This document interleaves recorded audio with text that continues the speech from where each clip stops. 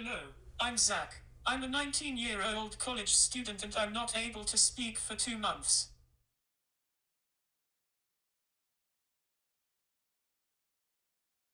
I can take you all the way back to March 2019.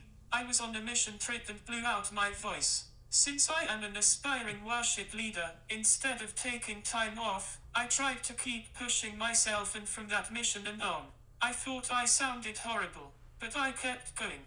Around June of that year I started to experience extreme pain in my throat and neck. I went to the doctor and found out I have vocal nodules on both vocal cords. I took 7 months off to rest and go through therapy. That was a very hard time for me, but I finally got better from that set of nodules. I was able to sing for about 2 weeks, and then something I never would have thought had happened. I experienced even more pain than before. I found out I have another nodule and a cut from the previous nodule. For me not to have surgery, I have to be completely silent for 2 months. My main ways to communicate have changed from the beginning of this time. I started with a whiteboard. I ended up losing the whiteboard, so I had to switch to a huge game of charades. A lot of people who are consistently around me have gotten really good at weird hand motions. Guitar. The piano guitar thingy. Bass. Piano. Drums. Harmonica? I'd say the hardest part of not being able to speak is that you're always in your head and can't really express your emotions. I don't know about you, but everything that goes through my head is not positive toward my well-being. It's very hard to stay positive when you are alone with your own thoughts. So the first 2 weeks of this time of silence broke me apart. I lost my passion for worship and was one button away from dropping all my classes. My therapist, after finding out the condition of my vocal cords, asked me if I would consider doing something else for a career.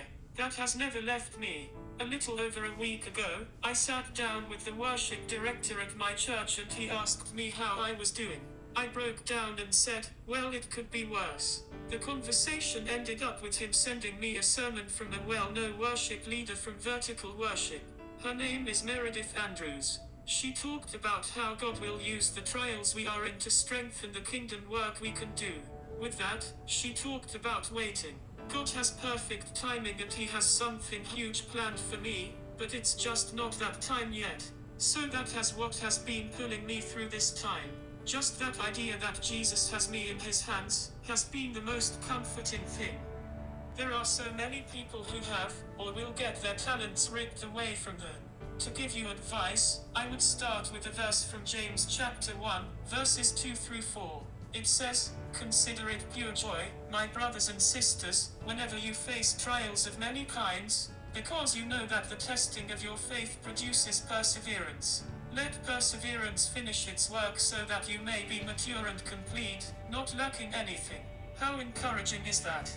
The trial you are in will make you stronger than you are before. You see it all the time in media. Athletes who get paralyzed and now have changed the world from public speaking. Famous musicians who go blind or deaf and have wrote songs that have last centuries. Families who have lost their own child, but adopt a baby from a foreign country. I think when you lose the talent you have, it means you're about to gain one you never would have had unless you went through this tough time. My final advice would be, your identity has nothing to do with what you're good at. Your talents don't define who you are. Your identity is in Christ, and with that, you can change the world.